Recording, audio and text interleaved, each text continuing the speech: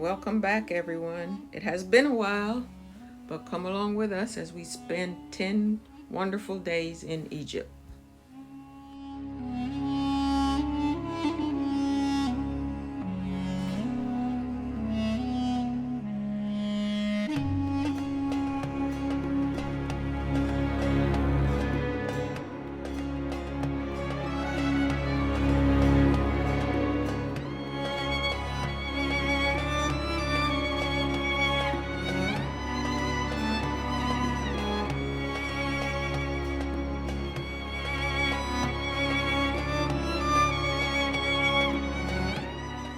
Good morning. It's day 2, and we're on our way to the pyramids.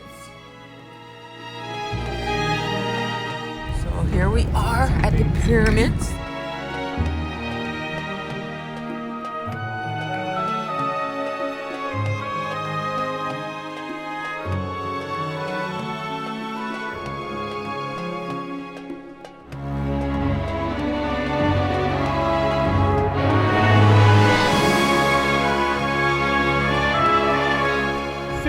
Pyramid number 5, but it's the first pyramid to build here in Giza Plateau. This is the largest pyramid ever all over the world, as I explained to you. So this is the only ancient wonder of the world that still survived, and one of the wonder of the world that still survived till now. So a lot of facts, a lot of marvelous facts behind this pyramid. The first is the original height of this pyramid is 147 meters. 147 meters made this pyramid the tallest building ever all over the world since 4,550 years old till only 1889, the time of the Eiffel Tower. This was considered the tallest building ever. Till now, we still consider it the tallest handmade building. Because Eiffel Tower and all the tower taller than the Eiffel Tower is Mashouri Wall. So this is still considered till now the tallest handmade building ever all over the world. Number 1. Number 2, the second fact, 2.3 million pieces of stone.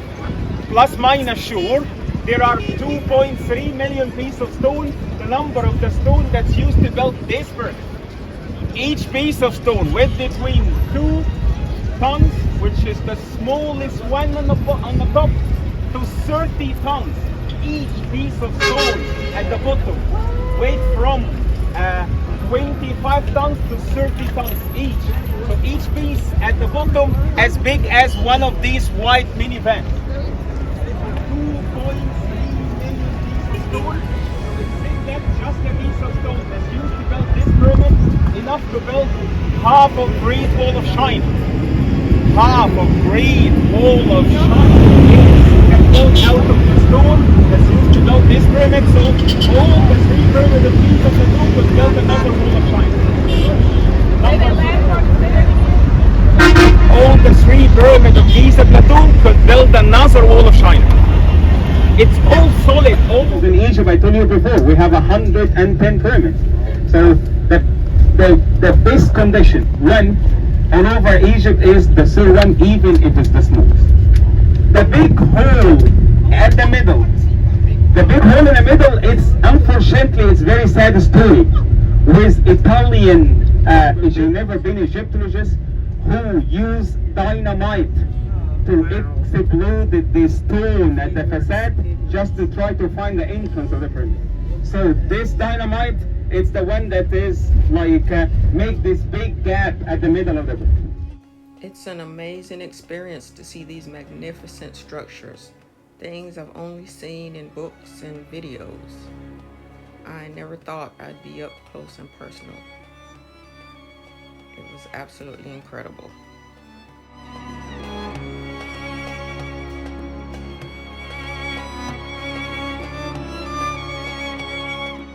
Now we're off to see the Sphinx and tour the Valley Temple.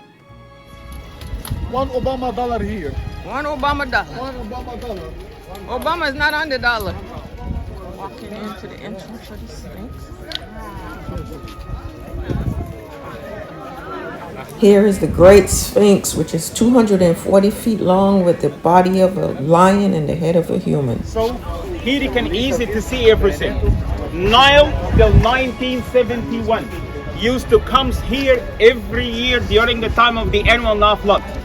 So the Nile reached all the way down there. So that's the reason why they choose this location at the ancient time, to make sure that the Nile will be closed as much as they can. The Nile comes all the way to here.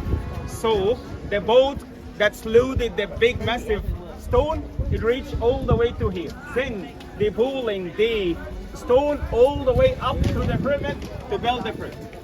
Then when a king dies, as explained to you, they carry his body all the way to inside this temple. Can you see this temple? We're going to visit it next. So this is the Valley Temple where they mummified the dead body of the king. Then they carry the mummy all the way up to the mortuary temple. Then they finish the funeral rituals inside the mortuary temple. Then bury his body inside the pyramid. So you can see the whole complex from here. So this is the Valley Temple. And then because the Valley Temple is built next to the Nile, so they need to make sure that this will be a very strong construction. So that's the reason why the Valley Temple built out of triple walls. You can see the granite here, then the limestone, then another layer of granite inside. So this is triple walls, granite, limestone, granite inside, just to make sure that the Nile River, even if it comes very strong, it will never destroy, damage this temple, and this temple will be surviving. Let's go inside and see. So this is what I explained to you before. So triple walls, granite outside, limestone, is still granite inside. This is not everything. Look to the floor. It's all alabaster. You know alabaster? But marble. And it's said that the roof of this temple was covered out of gold-plated roof.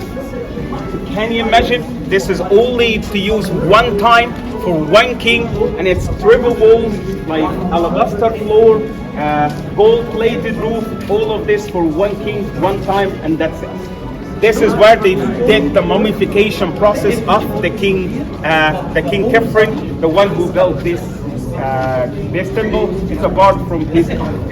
So how they start mummification process? Quickly, they start mummification process by doing cutting here for less than 10 centimeters. From this cutting, they took all the organs from inside: liver, tongue, liver, lung, stomach, intestines. This is totally mummified outside of the body, saved in 4 jars called canopic jars. When I take you to the museum later on, I'll show you how the canopic jars look like. So canopic jars, where they save the organ. Then they do probe the nose.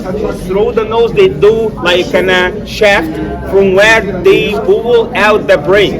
So they pull out the brain through the nose and throw the brain in a garbage. They believe that there is no necessary for the brain to add the afterlife. So that's just why they throw it in a garbage. The most important organs for the ancient Egyptian people was the heart. That's the reason why the heart was the holy organs they kept inside the body. Then the mummification main point is dehydrated the body.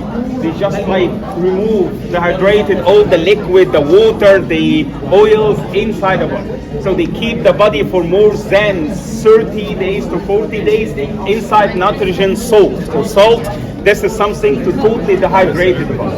While you dehydrate the body, the skin normally will shrink, wrinkle.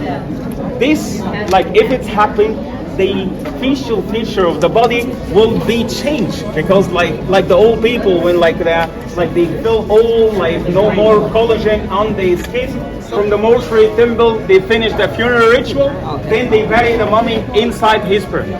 That's the reason why the Valley Temple, the Causeway, the mortuary temple, the pyramid, all located in the same X. Next, we were off to the papyrus store to see how the papyrus prints were made from papyrus paper. Absolutely stunning artwork by the Egyptians. Time to visit the Egyptian Museum, which is the largest museum in Africa, and houses the world's largest collection of ancient Egyptian artifacts.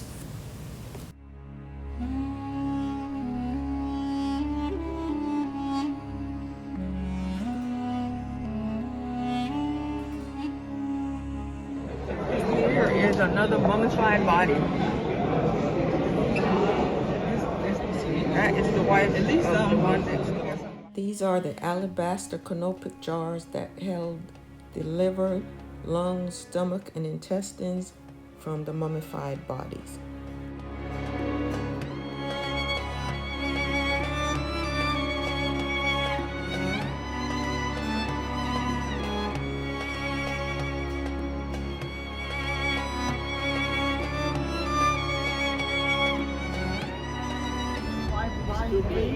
Just calling the people for the prayer.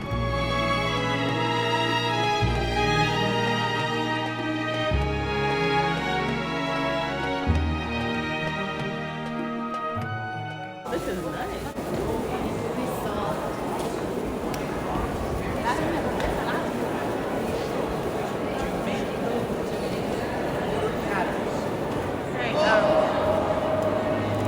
So guys, the mosque is based on 4 big pillars.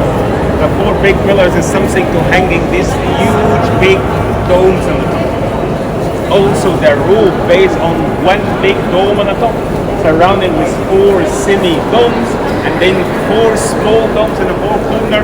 Not only to do like such a beautiful decoration for both the roof, but also to make echo for the sound. Everything here out of alabaster, even the floor, okay?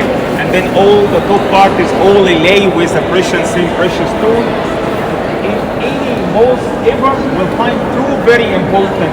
Don't have to be big to find this in any mosque.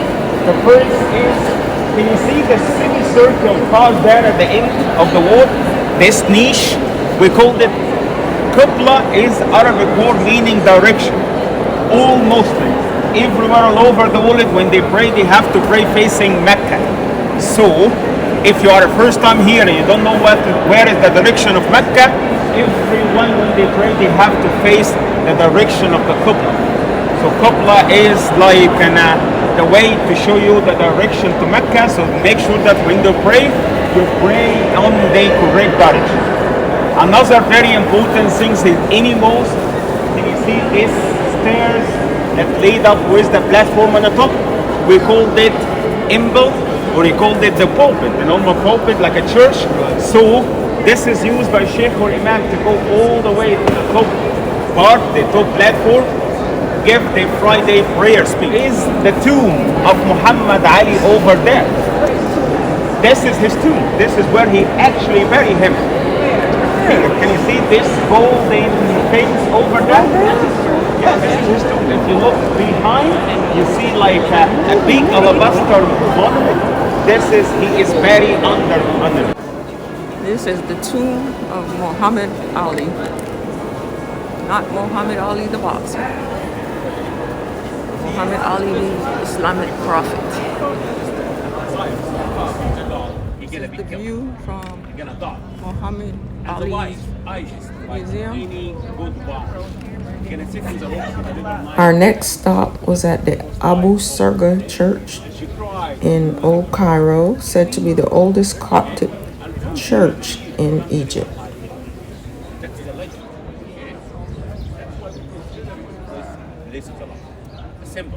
That's why we came all the way to build the temple for God's. I just, by the way, it was one of the last standing God's name.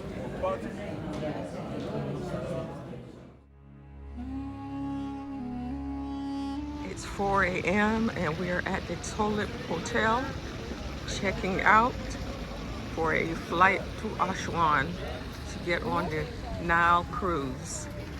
I am so tired. Everyone is exhausted. But we're looking forward to the next 4 days of being on the Nile cruise. We're on our way to the Cairo airport. Oh, I was trying to get a video. Thank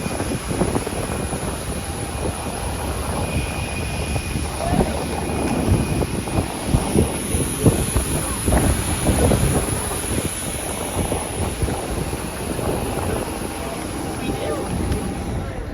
We are now leaving the Aswan airport on our way to see the high dam on the River Nile.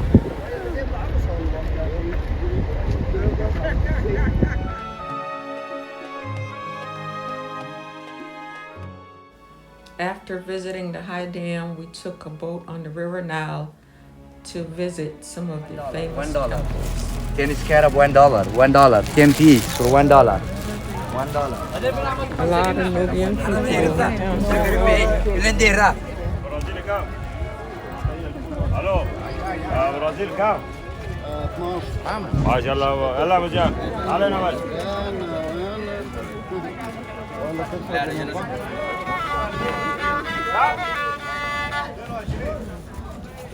دارة عبدود مروان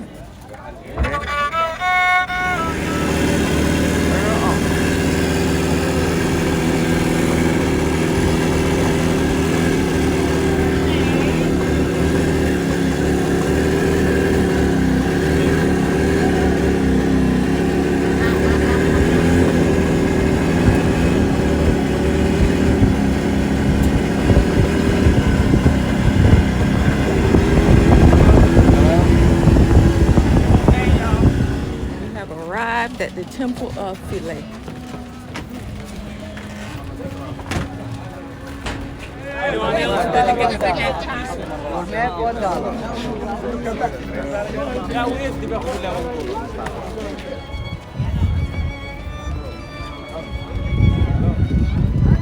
Temples can be dedicated to one god, one goddess, or several gods and goddesses in ancient times, right?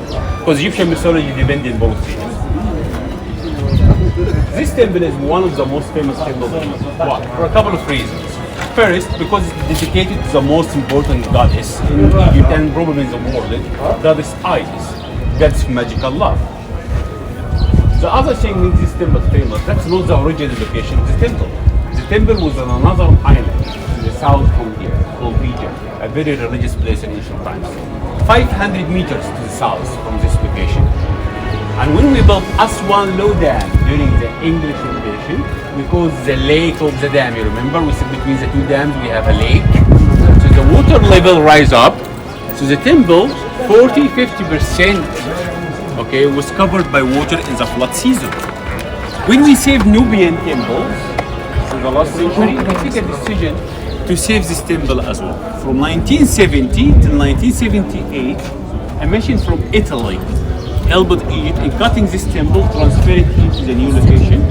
This island is higher level. Everything as it was. We cut it into 2,000 pieces and we fix it back like a puzzle. So choosing the location of this temple has a story. And this story will be with us the whole tour from here up to Luxor.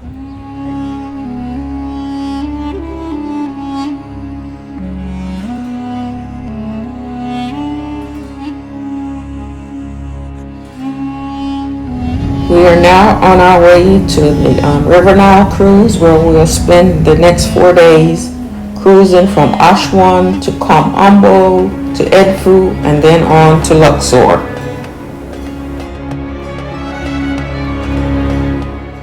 After we checked in on the cruise, several of us took a ride on the riverboat down the River Nile to visit the Nubian Village.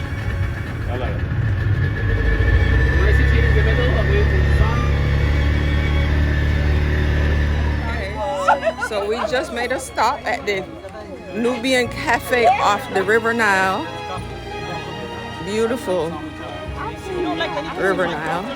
That's the boat we arrived on. And so here we have our Nubian guy making coffee and mint tea. And we're going to sample some Nubian coffee and some black mint. Oh, the real coffee beans. Oh, what's that? I've never seen white coffee beans. That's from Ethiopia. Oh, Ethiopian coffee beans. Then someone have to roast it. And then they're roasted. And there you go. After roasted, Okay. the crush, the budor. And then it's pounded in And this is a nice little spot. It's a hideaway. This is a secret spot. Yeah, look at all the little places you can come and sit and drink and have your coffee. Nice little chairs. Excuse me, And is that a mango tree? yes. Wow. Where? There's mangoes on it? Sit down there.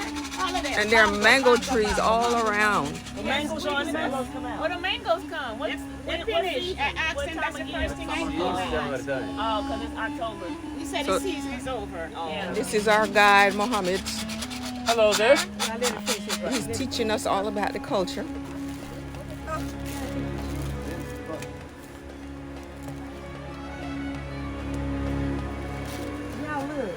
And they even have a little store over here. These are all made by the Nubian people. Got these masks. Beautiful outfits. And jewelry over here. Okay. Beautiful. Okay. Nice. And it's so peaceful here, right off the river. There's a riverboat going by.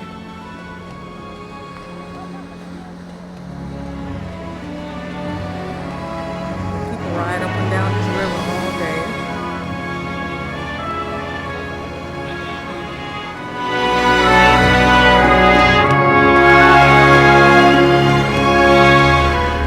We're now back on the boat and on our way to the Nubian Village.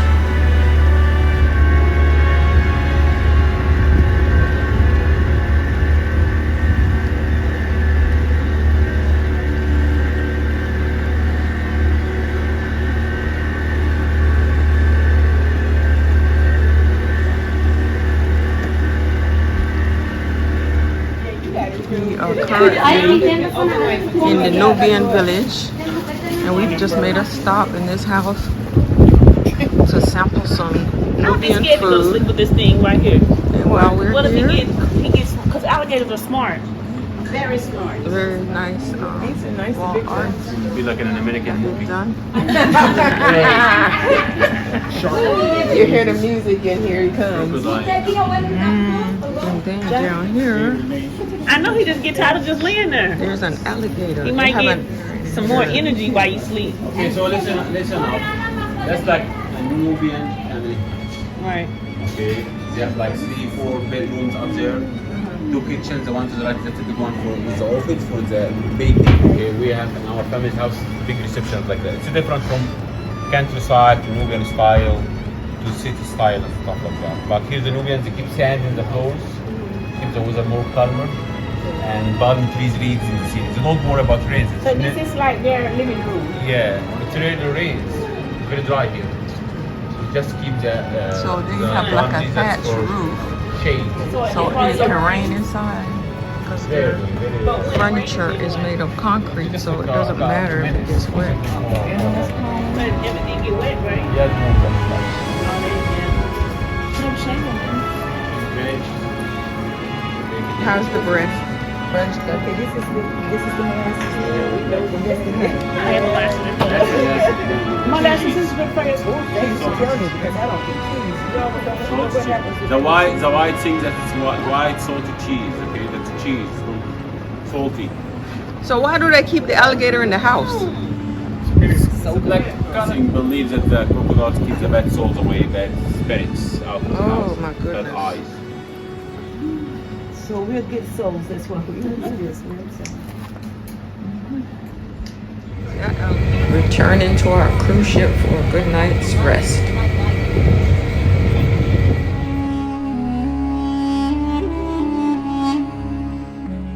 Today we visited the Kom Ombo temple. It's a double temple which is dedicated to 2 deities. It's dedicated to Horus, the falcon-headed god of the sun and healing, and Sobek, the crocodile god of fertility. Later on that afternoon, when the cruise ship arrived in Edfu, we took a horse and buggy ride to the Edfu temple, which is dedicated to the falcon god Horus, the son of Isis and Osiris. The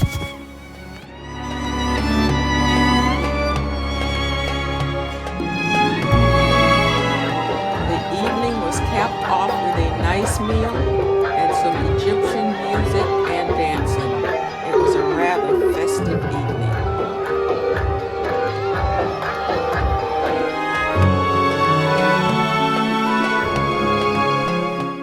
Early the next morning, we ended up in Luxor, where some people chose to experience a hot air balloon ride. That's the River Nile. West Bank is the other side. The people fly with the hot air balloon was there this morning, okay? And tomorrow we're gonna be there. And the West Bank side, all the sightseeing you're gonna see will be under the cliff there, like Valley of the Peaks. Next stop was a visit to Karnak Temple, which is comprised of a mixture of temples and chapels.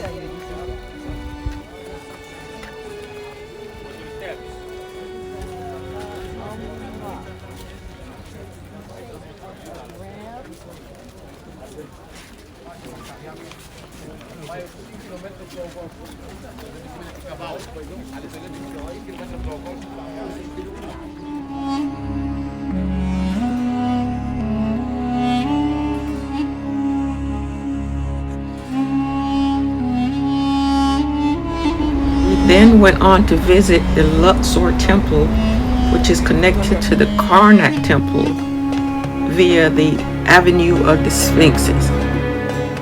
It was built by Ramses II. This is an absolutely magnificent archaeological site. It was an amazing experience. The beautiful architecture, massive stone pillars and statues is something to behold. This is an absolute must-see if you ever visit Egypt. Don't miss this. That's a Friday. Friday is different. Okay, because it is like a structure for it, like a Quran. Someone is telling Quran now. Right? And the whole day, the people will gather inside the mosque for a speech by the holy man, then pray at the end.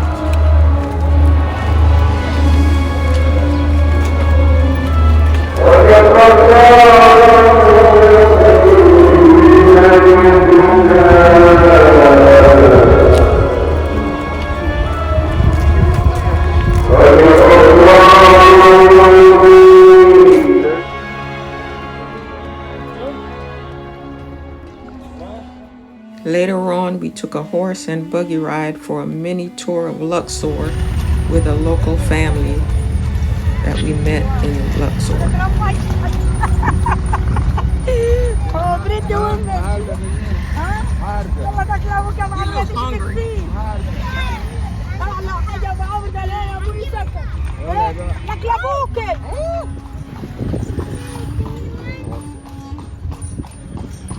Horse-drawn carts are still a major mode of transportation here.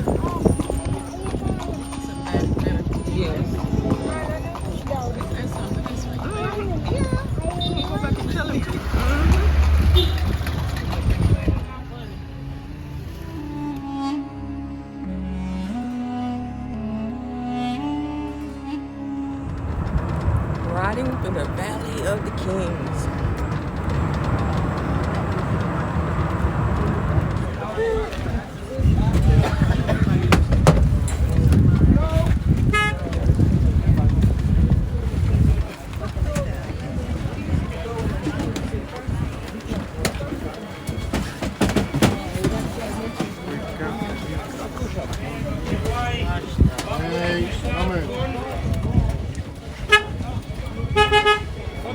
We're entering the tomb of King Ramses III.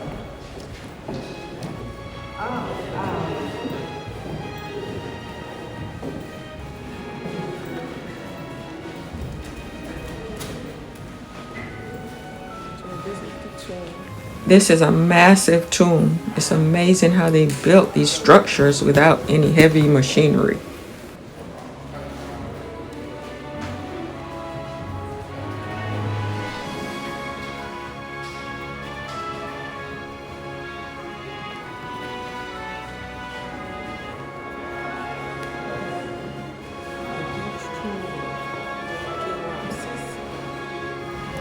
The tomb of King Ramses the Ninth. Once a person became a king, they immediately started to build a tomb for him. And they would pack it with treasures, food for the afterlife.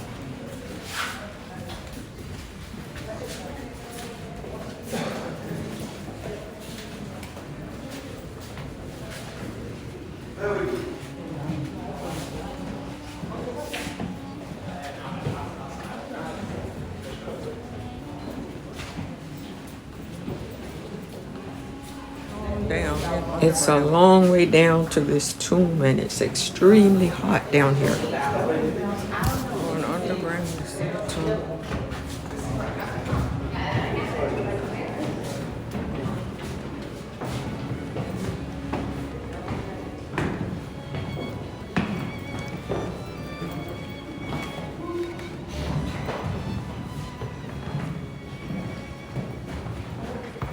Now it's time for the steep climb back out of this tomb. Thank goodness.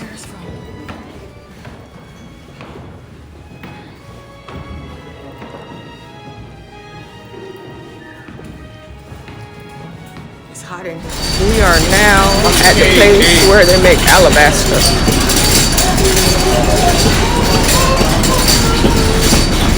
And these are the men chipping away making alabaster. Everybody, let me say to you, salam. Salam. Salam. Salam. How are you?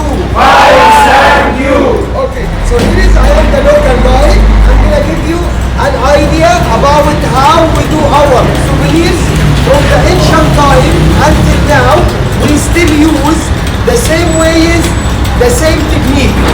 So first stone what we have in here, what we are very famous about in this village, we call it alabaster. Alabaster stone, as you see in my hands, is only 3 different colors. So this alabaster, we do bring it from the mountains behind Valley of the Kings. Still till now, by donkey, by camels. We carry big rocks and big pieces like this in here. And here, Habibi, we have our team artist. This is the people who makes the operation of alabaster stone. If he decides to do an alabaster base like these ones, second step we do, we cover the base with some water and powder and the glue, linen. We mix it very well and then we keep it under the sun for a few days. Why? Because when we make a hole with the metal tools, the base doesn't crack so from us. Everybody, thank you for listening and let's go to see what's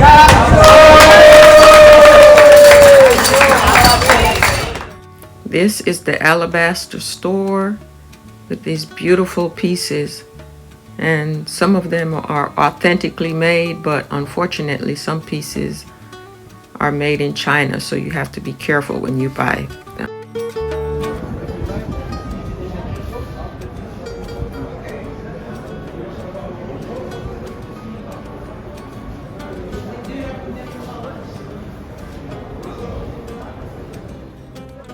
Next, it was on to visit the mortuary temple of Queen Hatshepsut, considered to be one of the only female pharaohs and one of the most powerful pharaohs of Egypt.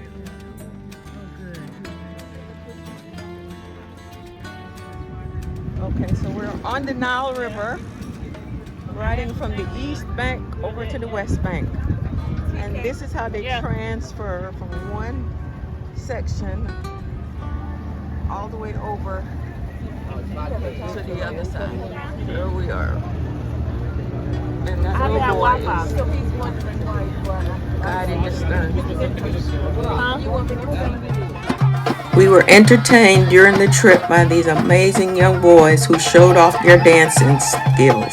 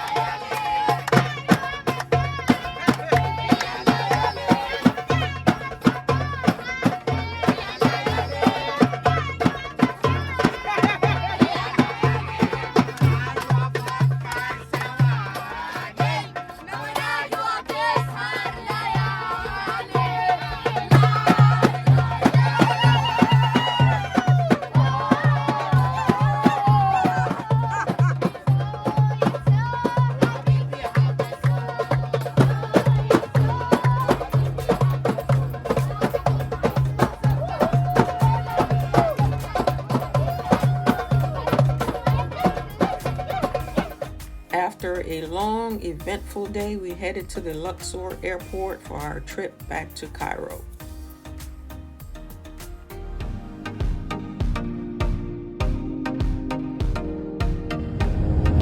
Early the next morning, we took a 3-hour bus trip from Cairo to the Mediterranean port city of Alexandria, Egypt.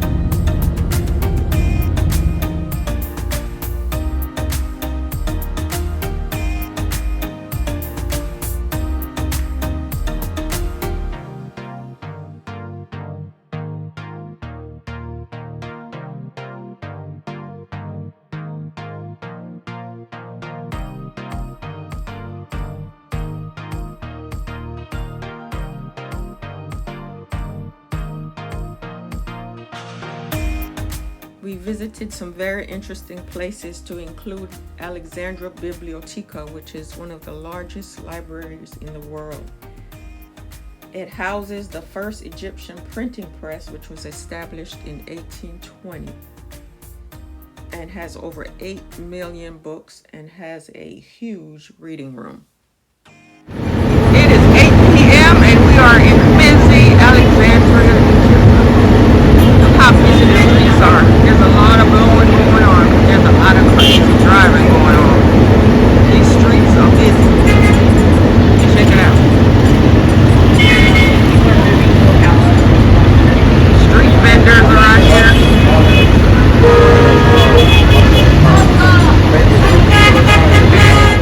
These people just make their own lane. It's crazy in these streets.